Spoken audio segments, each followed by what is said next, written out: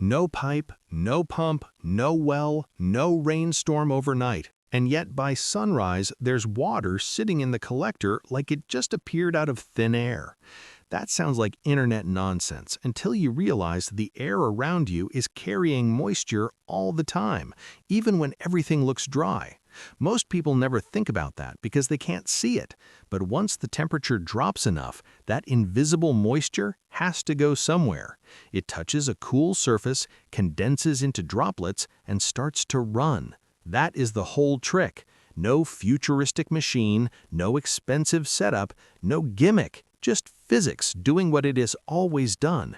And if you build this the right way, it can quietly collect water overnight while you sleep. You have seen this process your whole life without really connecting the dots. Dew on grass before sunrise, water on the outside of a cold drink, fogged up glass in the morning. Same principle every single time.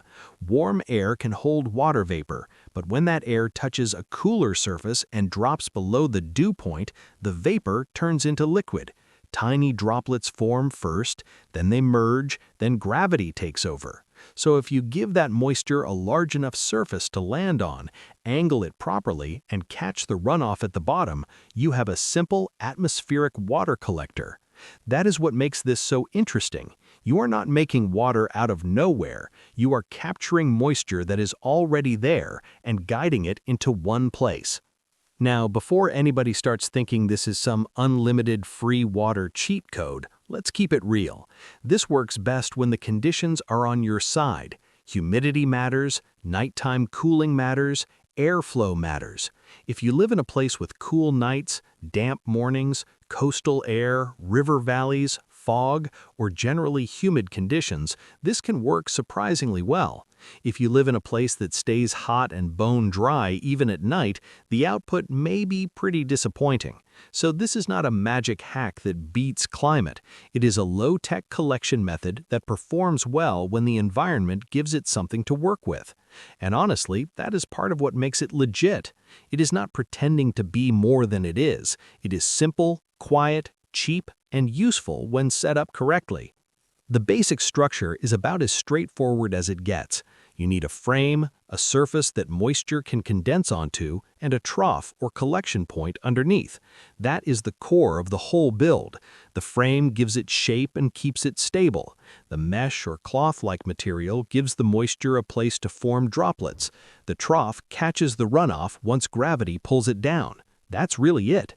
What matters is how well those three parts work together.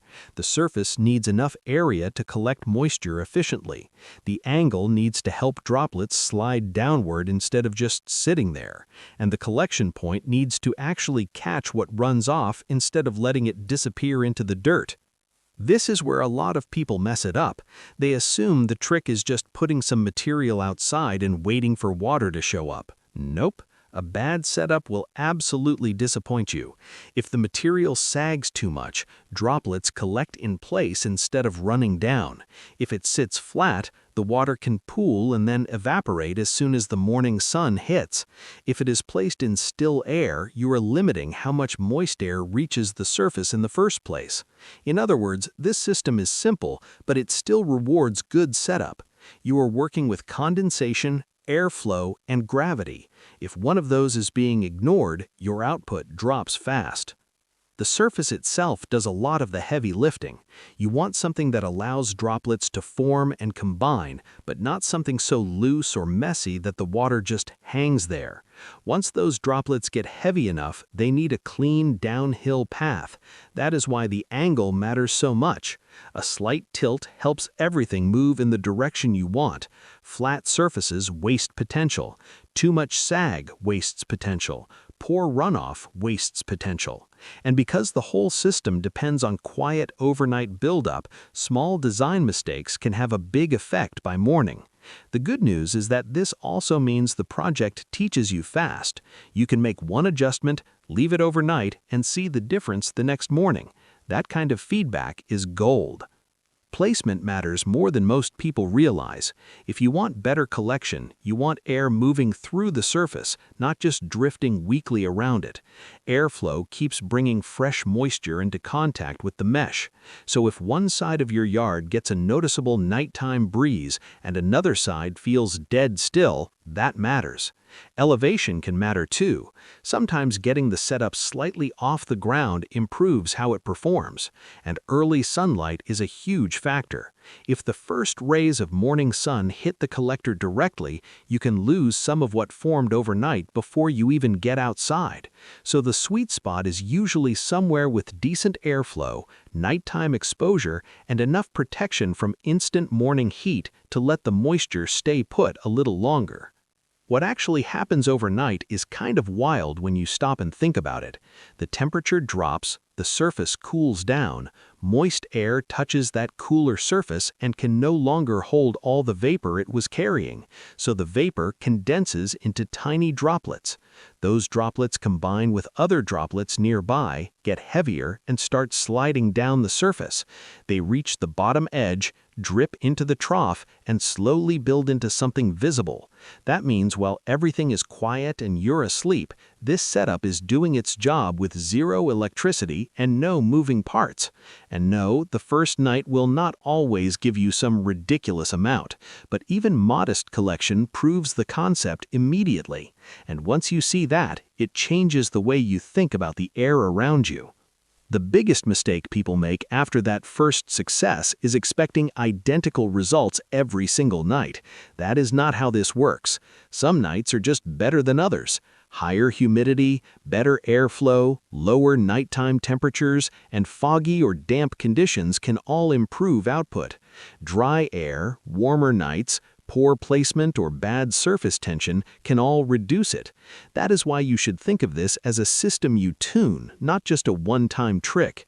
Small improvements in location, height, angle, or surface material can make a real difference.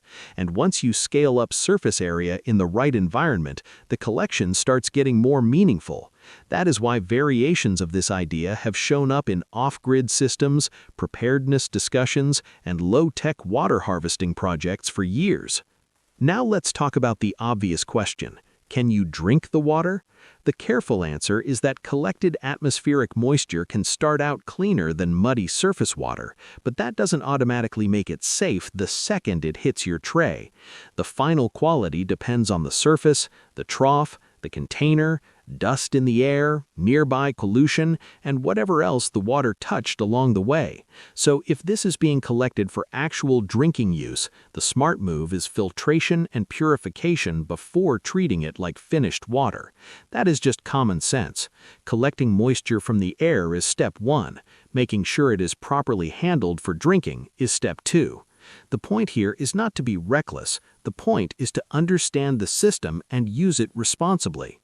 What makes this whole idea hit so hard is that it feels both obvious and overlooked at the same time. Once you understand it, it almost seems dumb that more people don't experiment with it.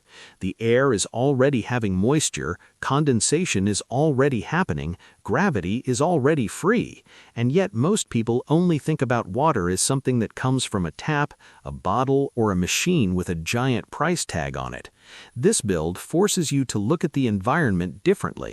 It reminds you that useful solutions don't always need a motor, an app, or some slick marketing campaign.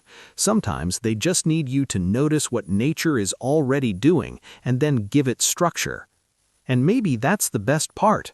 Once you get the principle, you never look at morning dew the same way again. It stops being random moisture and starts being proof.